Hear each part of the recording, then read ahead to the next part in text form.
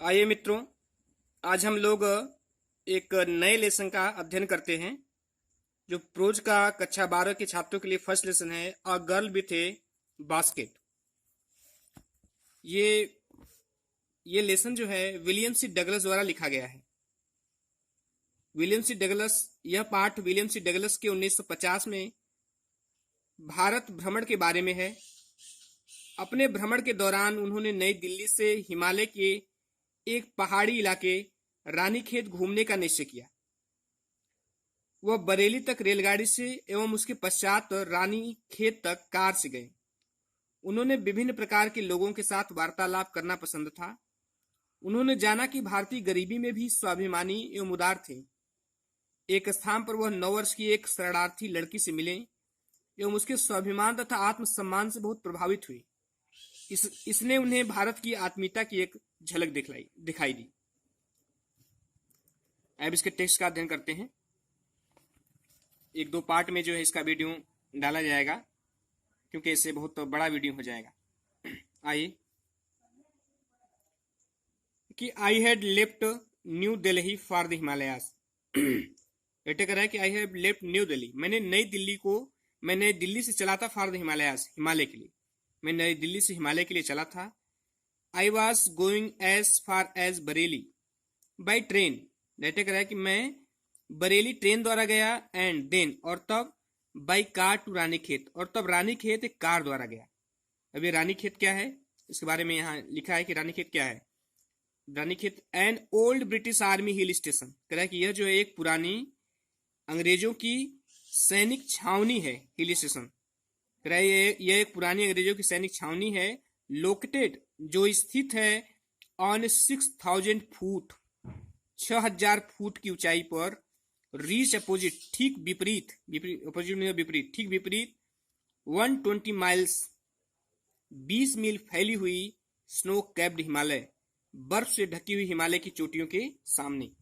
इसमें पोएट जो है ये कहता है कि पोएट जो है दिल्ली से हिमालय के लिए चला और वह बरेली तक ट्रेन से गया, उसके बाद रानीखेत कार तक गया। और ये रानीखेत क्या है, अंग्रेजों की अंग्रेजों की आर्मी का एक पुराना हिल स्टेशन है जो कि बर्फ से ढकी हिमालय की चोटी के ठीक सामने 6000 फुट की ऊंचाई पर स्थित है। उसके बाद की the train was slow, train धीमी थी। एंड इट स्टॉप्ड, और यह रुकती थी at all the way station, सारे रास्ते में आने वाले स्टेशनों पर। ट्रेन धीमी गति चलने वाली थी और इस रास्ते में आने वाले हर स्टेशन पे रुकती थी। At every stop, her stop पर आई स्वंग ओपन, मैं खोल देता था the door of my compartment. Compartment तो है ट्रेन का डिब्बा। कह रहा है कि मैं अपने कंपार्टमेंट के डिब्बे को, कंपार्टमेंट के दरवाजे को मैं खोल देता था। एंड वॉक द प्लेटफॉर्म, और प्लेटफॉर्म पर टहलने लगता था।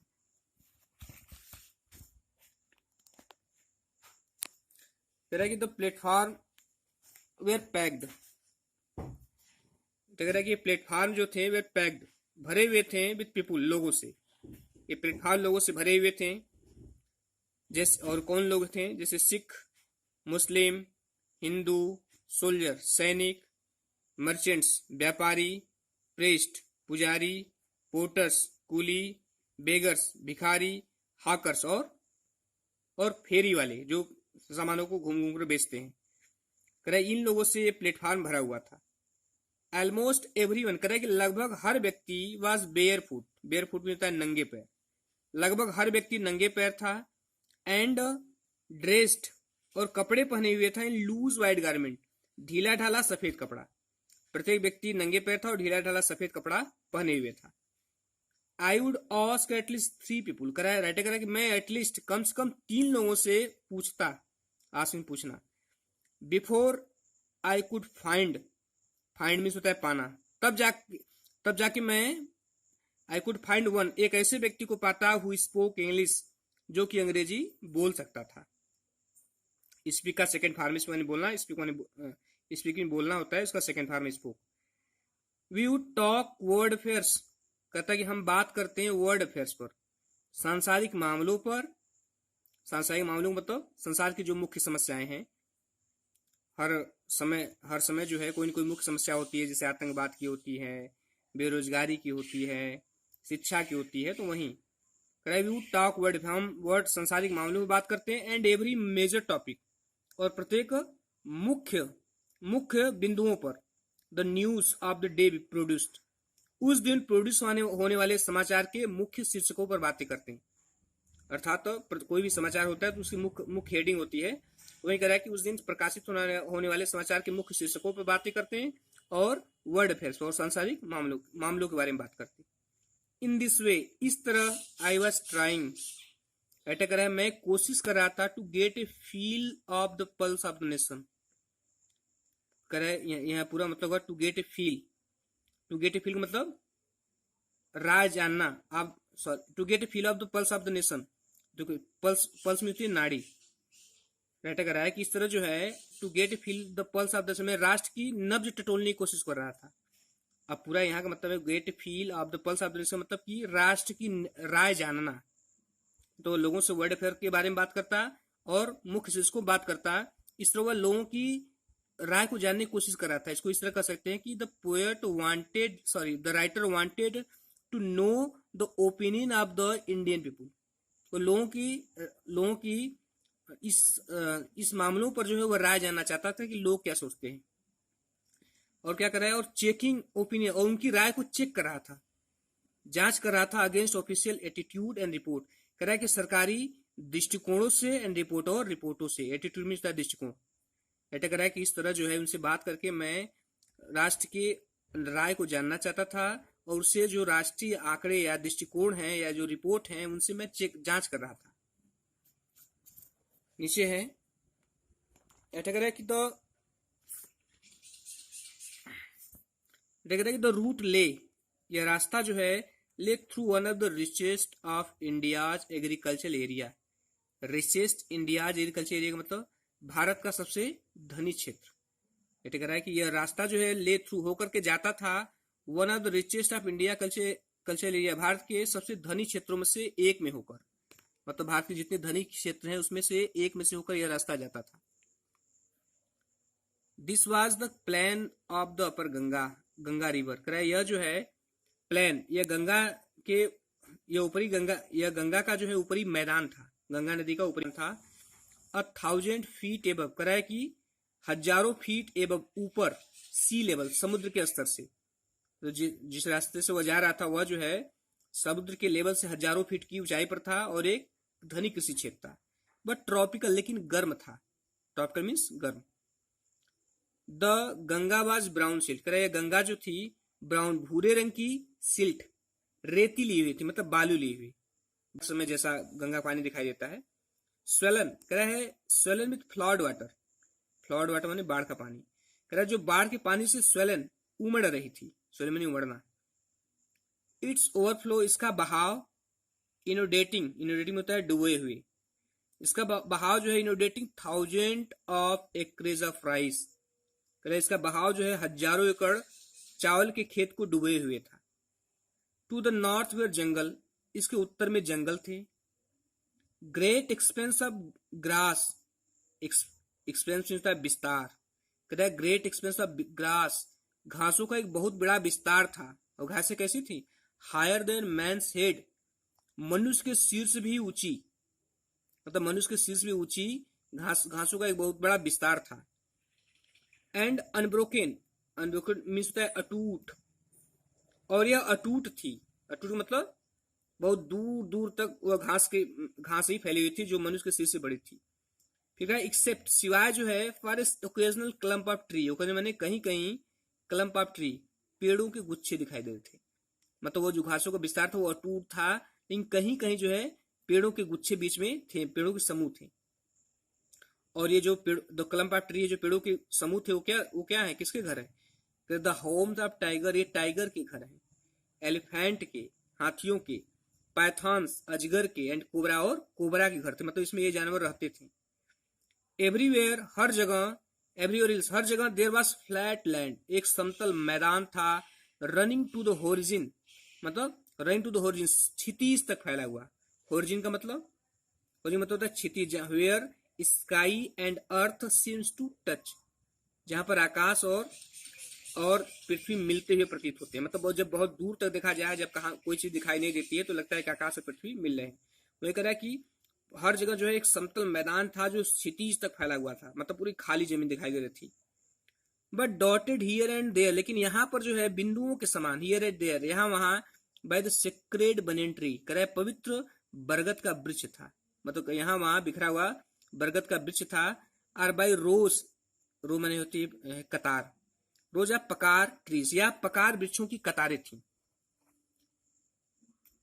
कह रहा है कि शेप, जिनका शेप कैसा था, आकार, जिनका शेप लाइक एल्म, जो एल्म मीन्स चिराबेल का वृक्ष, जिसका आकार जो चिराबेल के वृक्ष के समान था। एंड हैविंग थिक, और जिनका थिक मोटा, एंड ट्विस्टेड टंग, मुड़ा हुआ तना था, इसकी पकार के पेड़ की। हॉट करे गर्म, ह्यूमिड और नर्म हवा, वाज मूविंग बह रही थी, in from the south west, दक्षिण और पश्चिम की तरफ से, दक्षिण और पश्चिम की तरफ से करा है कि गर्म और नम हवा बह रही थी।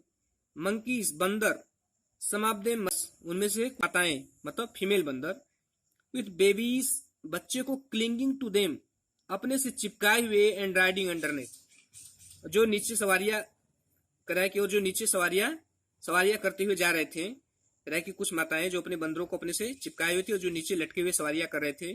सॉन्ग ऑफ ट्रीज, करे जो song of the trees at the station, जो पेड़ों से उछल करके स्टेशन पर आ जाती थी, लुकिंग फॉर फूड, भोजन की तलाश में, लुक फॉर मीन्स होता है तलाश। उसमें ये करा है कि कुछ बंदरियां अपने बच्चों को अपने पेट से चिपकाए हुए और भोजन की तलाश, पेड़ों से कूद करके स्टेशन पे आ जाती थी भोजन की तलाश में। द विलेजर्स करे गांव, वी पास्ट करे कि वे गांव जिससे हम गुजरे, had walls made of mud mixed with water and cow dung, जिन गांव से हम गुजरे थे उसकी उनकी दीवारें जो थी, उनके घरों की दीवारें मेड ऑफ मड, कीचड़ से, and with mixed with water and cow dung, पानी और गाय के गोबर से मिलकर बनी हुई थी। पहले के समय जो है सारे घर जो है गांव में मिट्टी के ही होते थे, जो मिट्टी, पानी और गाय के गोबर से मिलकर के बनते थे। कह रहे देयर पिक्ड रूफ, उनका जो है पिक्ड रूफ मतलब सबसे ऊपरी छत, वेयर थैस्ट, वो छाया गया था, जैसे झोपड़ी उपड़ी छाई जाती है ऊपर से। बंडल ऑफ ग्रास, कह कि घास के बंडल, गुच्छे, टाइट बांधे गए थे, टू बम्बू पुल्स, बांसों से, बम्बू पुल मतलब बांस, कह रहा है कि घास के गुच्छे बांसों से बंधे हुए थे।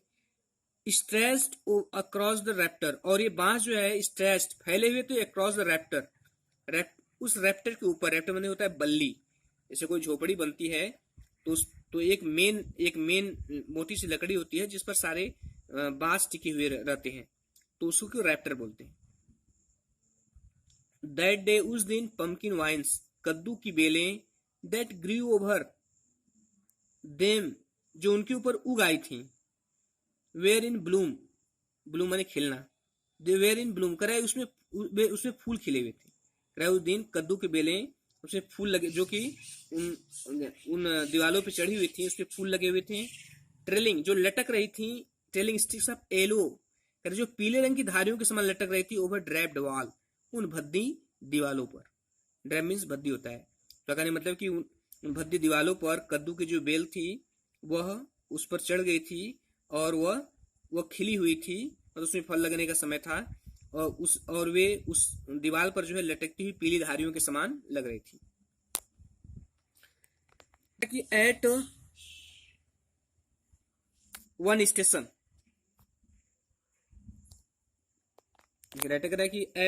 एट वन स्टेशन, एक स्टेशन पर, my routine of talking with people, मेरा जो बात करने का रूटीन था, वाज इंटरप्टेड, वो बाधित हो गया, मतलब जो नियमित कार्य था, उस बात करने का जो नियमित कार्य था वो इंटरप्टेड हो गया, मतलब बाधित हो गया। एज जो ही आई एलाइटेड, एलाइटेड मैंने होता है उतरना, जो ही मैं उतरा, a group of young children, एक युवा बच्चों का एक समूह, गैदर्ड अराउंड मी, मुझे चारों तरफ से क्या कर लिया, घेर लिया। गदे मैंने एकत्रित होना, मेरे चारों तरफ एकत्रित हो गए, मुझे चारों तरफ से घेर लिया। दे वर सेलिंग, वे सेल कर रहे थे, वे बेच रहे थे बास्केट, टोकरियां, हैंड वेन, हाथ से बनी हुई, रीड बास्केट, सरकंडे की टोकरियां, with simple design and pattern, जिसमें साधारण डिजाइन बनाए हुए थे, पैटर्न नमूने बनाए गए थे। दे हेल्ड द बास्केट, वे टोकरी को पकड़े हुए थे, हाई, ऊंचा करके, वे टोकरी को ऊंचा करके पकड़े हुए थे। साउटिंग देयर वेयर्स, चिल्ला रहे थे, देयर वेयर्स, वेयर्स में सामान, बेचने वाला सामान, कह रहा है कि वे अपने सामानों का नाम लेकर के चिल्ला रहे थे। आई डिड नॉट नो, बेटा कह रहा है कि मैं नहीं जानता, आई डिड नॉट नो, मैं नहीं जानता था कि वे क्या बोल रहे हैं, बट कॉन्वेइंग अनमिस्टेकेबली, लेकिन स्पष्ट रूप से, कॉन्वेइंग देयर डिजायर, उनकी इच्छा को मैं समझ रहा था, उनकी लैंग्वेज को नहीं जानता था, लेकिन वो उसकी इच्छा समझ रहा था कि ये लोग सबको बेचना चाहते हैं। दीज वेयर रिफ्यूजी चिल्ड्रेन, ये रिफ्यूजी बच्चे थे, शरणार्थी बच्चे। व्हेन पार्टीशन, जब विभाजन, बिटवीन इंडिया पाकिस्तान, जब पाकिस्तान और इंडिया के बीच विभाजन वाज डिक्रीड, घोषित हुआ, जब इंडिया पाकिस्तान के बीच घोषणा हुई, 100,000 ऑफ पीपुल, तो लाखों लोग जो है पुल्ड अप देयर रूट्स, 100,000 मतलब सैकड़ों हजारों, मतलब वही लाखों लोग जो है pulled up their roots, pulled up their roots का मतलब बेघर हो जाना या अपने निवास स्थान को छोड़ देना, तो उन्होंने अपने निवास स्थान को छोड़ दिया, यहाँ रूट का मतलब घर से है उनकी, पुल्ड अप माने छोड़ देना, बहुत सारे लोगों ने अपने निवास स्थान को छोड़ दिया या वे बेघर हो गए। एंड चेंज्ड देयर रेजिडेंस, में निवास स्थान, और उन्होंने अपने निवास स्थान को बदल लिया। 9 मिलियन पीपुल लेफ्ट पाकिस्तान, कह रहा है कि 9 मिलियन पीपुल, 90 लाख लोगों ने पाकिस्तान छोड़ दिया। एंड केम टू इंडिया, और वे भारत आ गए। Driven by the fear of religious fanaticism, कह रहा है कि रिलीजियस फैंटिसिज्म, धार्मिक कट्टरता के डर के कारण, driven by the fear of religious fanaticism, धार्मिक फैंटिसिज्म में कट्टरता, और ड्राइवन बाय द फियर का मतलब डर से ग्रसित, कह रहा है कि धार्मिक कट्टरता के भय से, कह रहा है कि 9 मिलियन पीपुल, 90 लाख लोगों पाकिस्तान छोड़ करके इंडिया आ गए। दे वेर पुअर, वे गरीब थे, दे वेर पुअर, वे गरीब लोग थे, टू स्टार्ट भी, जब चले थे तो गरीब थे। दे वेर पुअर, वे और गरीब हो गए, as they begin the long trek, जिन्होंने अपनी लंबी यात्रा प्रारंभ की, इसलिए ये तो वैसे ही गरीब थे, लेकिन जब चले थे तो कुछ थोड़ा सामान ले आ सके थे अपने खाने पीने का, और बाकी चीजें वहीं रह गई। For all they could carry, क्योंकि ऑल दे कुड कैरी, जो कुछ भी ले जा सकते थे, was a bit of food, वह थोड़ा सा भोजन था। एंड फ्यू बिलोंगिंग, और कुछ सामान थे, बिलोंगिंग में सामान। सुन, जल्द ही, they were out of food, जल्द ही उनका भोजन समाप्त हो गया। A few days after they started, अपने चलने के कुछ दिन बाद, दे बिगेन टू फॉल, वे गिरने लगे, by the road side, by the way side, रास्ते में ही, from the weakness of hunger, भूख की कमजोरी के कारण, वीकनेस में कमजोरी, हंगर में भूख, कह रहा है कि वे रास्ते में भूख की कमजोरी के कारण गिरने लगे।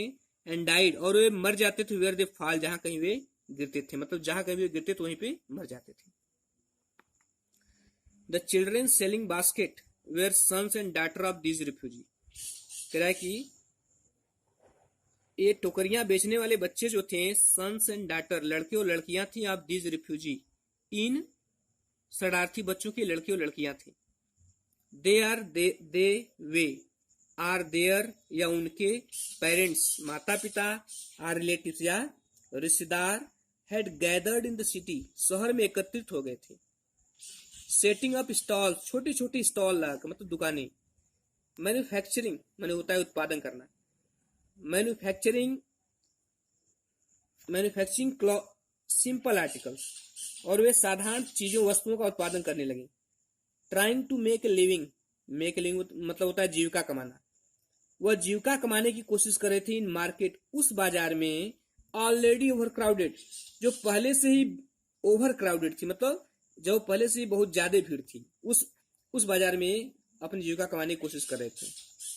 दे lived in cloth and grass shed, वे रहते थे कहाँ, इन क्लॉथ, कपड़ों से बने हुए, इन ग्रास शेड, और घासों से बने हुए छाया में, छप्पर में, शेड छप्पर बोलते हैं, जो काम चलाऊ होता है, कपड़े से घास फूस से बनाया गया होता है।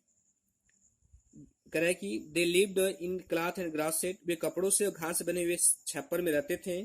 दैट लाइंड, जिसकी लाइंड द स्ट्रीट, जो सड़क के किनारे जिनकी कतारें लगी हुई थी, मतलब सड़क किनारे के कतारों में वे रहते थे।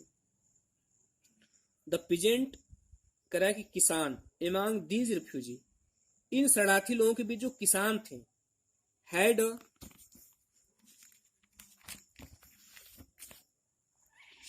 बीन एकस्टम्ड, एकस्टम्ड का आदी होना, शरणार्थियों के बीच जो किसान थे वो आदी हो गए थे to little all their lives, अपने पूरे जीवन भर थोड़े से काम चलाने का। तो इन शरणार्थियों के बीच जो किसान थे अपने पूरे जीवन भर थोड़े थोड़े में काम चलाने के सीमित हो गए, आदी हो गए थे, मतलब उन्होंने भी आवश्यकताओं को सीमित कर दिया था। फार, क्योंकि the annual income of an agriculture family, क्योंकि एक कृषक परिवार की जो वार्षिक आय थी, does not exceed on an average $100 a year, एक साल में $100 के औसत से अधिक नहीं थी। एक्सीड माने होता है अधिक होना, एवरेज मीन्स औसत। कह रहा है कि जो एग्रीकल्चर परिवार था, कृषक फैमिली था, उसकी एक साल में $100 से ज्यादा उसकी आय नहीं थी, इसलिए वो अपने पूरे जीवन पर बहुत थोड़े से काम चलाने के आदी हो गए थे, मतलब अपनी आवश्यकताओं को सीमित कर दिया था। द एवरेज, कह रहा है कि द एवरेज अनस्किल्ड लेबरर, एक कह रहा है औसत अकुशल मजदूर, मेक्स 30 सेंट डे, एक दिन में 30 सेंट कमाता था औसतन। Or less than $2 a week, या एक सप्ताह में $2 से कम, लेस मीन्स कम होता है। देयर 1 meal a day, मील माने भोजन, दिन में केवल एक बार भोजन। भोजन में क्या था?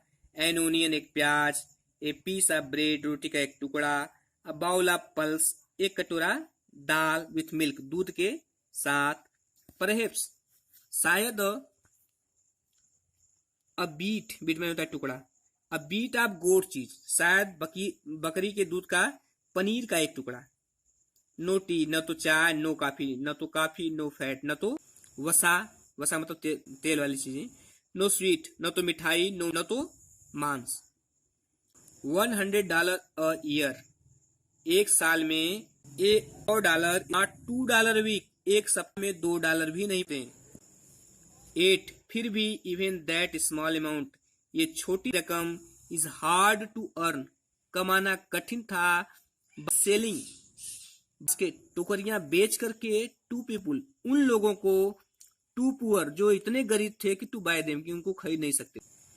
फिर भी ये छोटी सी रकम, एक साल में $2 प्रति सप्ताह भी नहीं पड़ते हैं, और फिर भी यह छोटी सी रकम उन लोगों को बेचकर कमाना कठिन था जो बहुत गरीब थी।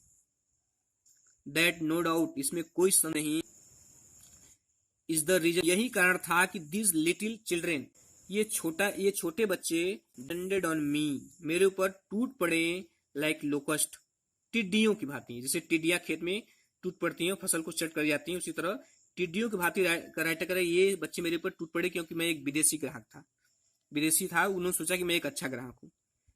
एन अमेरिकन, मैं एक अमेरिकावासी, निश्चित रूप से द मोस्ट प्रॉमिसिंग मार्केट, मतलब एक अच्छा ग्राहक, मैं उनके लिए एक अच्छा ग्राहक था, दे हैड सीन, जिसे उन्होंने देखा था।